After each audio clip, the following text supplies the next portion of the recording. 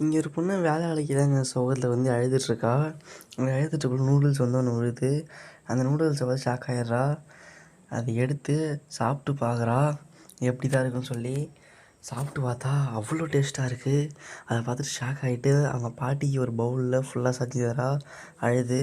அவங்க சாதத்தை பார்த்து நான் சாப்பிட்டதுலே இதுதான் டாப்பஸ்ட்டு மேகின்னு சொல்கிறாங்க. அதை பார்த்து சந்தோஷப்பட்டு ஒரு ஐடியா பண்ணி பிஸ்னஸ் வைக்கிறா. ஒரு கடை வச்சு அந்த கடையை நடத்தி அழுது அழுது மேகியாக கொட்டி விற்கிறா. அது எல்லாருக்கும் பிடிச்சி விடுது, வாங்கி வாங்கி சாப்பிட்றாங்க.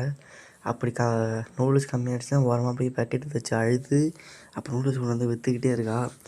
ஒரு நாள் விற்றுக்கிட்டே உள்ளே அழுது அழுது பார்க்குறா, அழுகே வரல, ஒன்றும் இல்லை. குண்டான வச்சுட்டு அழுகுன்னு அழுகுறா, அழுகே வரல. அப்புறம் காலெலாம் அடித்து உடச்சி அழுது பார்க்குறா, அப்பயும் அழுகே வரல. அப்புறம் அவங்க அப்பாவோட அஸ்தியெல்லாம் தள்ளி விட்டு பார்க்குறா, என்ன பண்ணாலும் அழுகே வரல. அண்ணாத்த பறவைலாம் பார்த்து பார்க்குறா, ஒன்றுமே வரல. அப்புறம் கடைசியாக அவங்க நாய்க்குட்டியை கொண்டு ஒரு காட்டுக்குள்ளே யாரும் இல்லை காட்டில் விட்டு வந்துடுறா.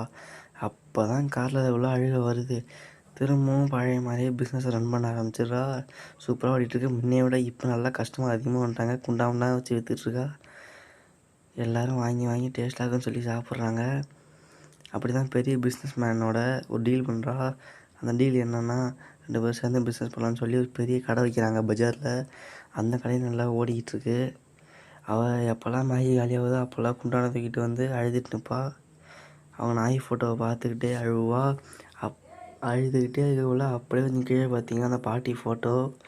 அந்த அழுவ வந்து அந்த பாட்டியே போட்டு தள்ளிட்டு இந்த மேகி அழுது அழுது கொட்டிகிட்ருக்கா. இப்படி எங்கேயாவது பார்த்துருக்கீங்களா?